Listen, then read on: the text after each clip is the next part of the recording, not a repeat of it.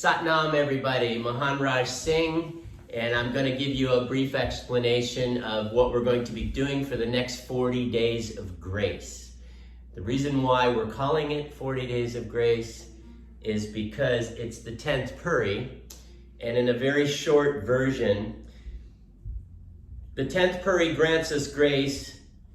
Grace is the unexpected gift, which perhaps you have not even earned yet. Grace is entirely born out of the kindness and compassion of the Guru. It is the overflowing love of Guru.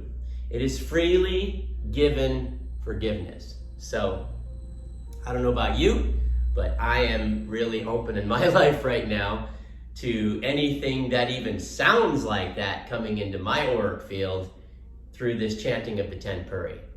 So, we're going to start off with the Waheguru Ji Kar Khalsa, Waheguru Ji Ki Fateh, and then we're going to go right into chanting this 10 Puri, 11 recitations, finishing with Waheguru Ji Kar Khalsa, Waheguru Ji Ki Fateh.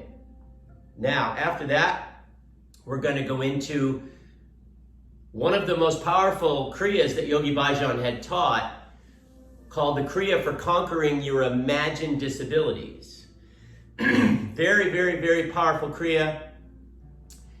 And the key to this kriya is going to be how much of you put into this kriya. If you're looking for results, if you're looking for changes, if you're looking for this catalyst and how this shift is going to work on you, it's going to be totally up to you on how much you put into this kriya.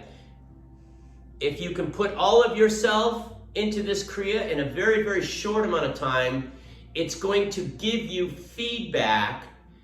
And I am going through this right now because I've been doing this for a very short amount of time, and I'm already getting this amazing feedback that's coming from this conquering my imagined disabilities. And my imagined disabilities, I could make you a list over here that would go on for quite a long time with all the imagined disabilities that I have in my life. All of the things that restrict me. All of the things that give me feedback on limitations that aren't even real. I think you all know what I'm talking about. The kriya is divided up into 3 moves, 3 minutes each. There's a certain breath that's going to go with every 3-minute movement that we're going to do. The breath is going to be an O-shaped mouth, and it's going to go and sound and look like this.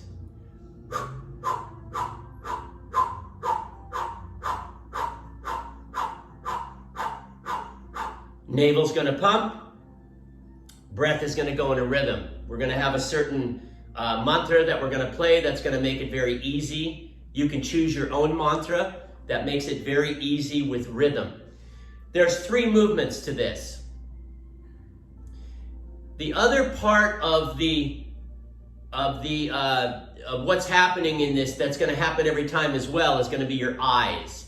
Your eyes are going to be 1/10 open, and you're going to be concentrating right on the tip of your nose, which is going to create a pressure on the ocular nerve, which is going to be creating a pressure on the glandular, the higher glands, right? The higher glands, by putting pressure on the higher glands, they start to secrete. When the higher glands start to secrete, you start to receive life-changing experiences.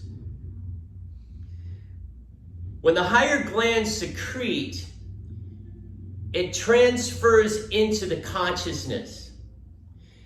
It raises your consciousness. So by doing this and putting your heart into it, you're going to be raising your consciousness with what we're doing. So we have the breath. We have the eye gaze. Close your eyes and then barely open them 1/10 and look at the tip of your nose. Sometimes it takes a little practice to really get it, and you'll find yourself wandering off while you're doing it.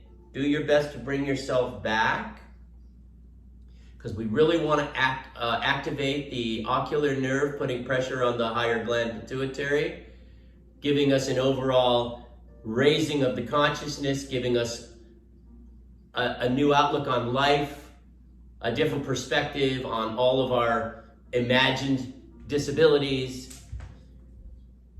There's 3 movements. The first movement, which will go with the breath and the eye gaze, the arms are going to come straight in front of you with the palms facing out. And what you're going to be doing is you're going to be turning the hands inward at the same time, closing and making a fist, and then opening back out. So turning, close, opening back out.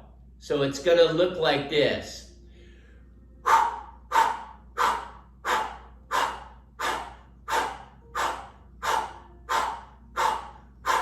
Okay, so we're going to be doing that for 3 minutes. Now here's the very interesting part, what I find very fascinating about this particular Kriya, this first move that we're going to do. As you're turning, you are stimulating the meridian points between in the forearm and the ulnar nerve. Now check this out. These meridian points that you're stimulating by doing this, and this is what makes Kundalini Yoga such a genius kind of technology in the Aquarian age, or any age for that fact, is as you're doing this, these meridian points are opening up the part of ourselves that identify with our identity. So what you're doing is you're starting to open yourself up to that truth, that Satnam, and it's directly connecting. Those meridians are opening up and they're communicating directly to your own identity. So whatever it is in your own identity that you feel or want, or you need to change or to have change come, you concentrate on the breath and the eye gaze, and you do this movement in rhythm. Now, what happens sometimes as you're doing this, as you go through it, it could happen after 30 seconds, it could happen after 2 minutes. It may start to get really hard and uncomfortable. And at that point, you want to make sure that you don't stop, because that's those meridian points fighting through to create this true identity. So don't stop, don't quit, keep going, do the best you can, but don't stop. It's only 3 minutes. That's the first move. So the first move,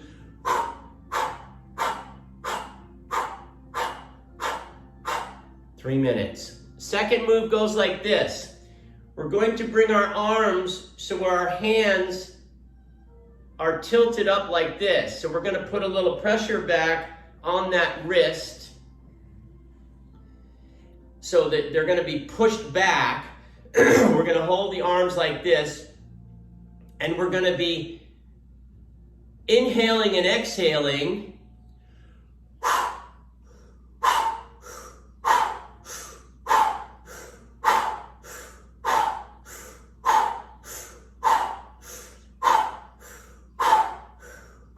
And I want you to imagine like you're going to be pushing out all of that which is stopping you or getting in your way in your life. Whatever it is that may be bogging you down.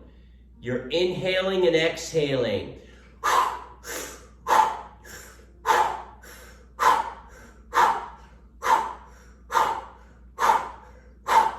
For 3 minutes.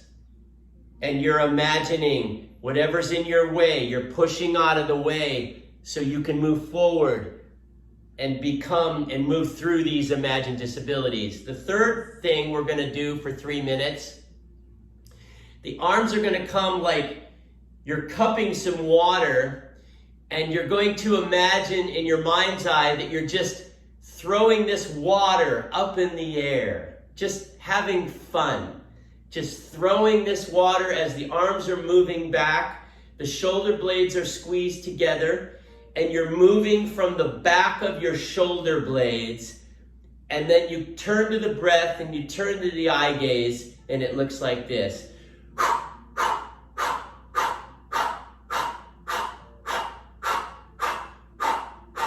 Okay, so there's 3 minutes of that. Once we're done with that, we're going to come to complete stillness. And we're going to sit. And you're going to let everything settle. I didn't even do it. I've only done a tiny bit, and I can already feel it. There's a shift. There's a change. There's a lot of imagined disabilities that are just fading away. So we just sit in complete silence when we're done with this Kriya. Sit as long as you want or need to, but challenge yourself to sit. Sitting in total silence is so important. Very easy to underestimate, but you're feeding back to your brain that silence all the times that we're not silent, which is most of the time. And do your best. This is the definition of what we're doing for the next 40 days of this 40-day grace meditation. Mahan Raj Singh, it's been a pleasure. Sat Nam.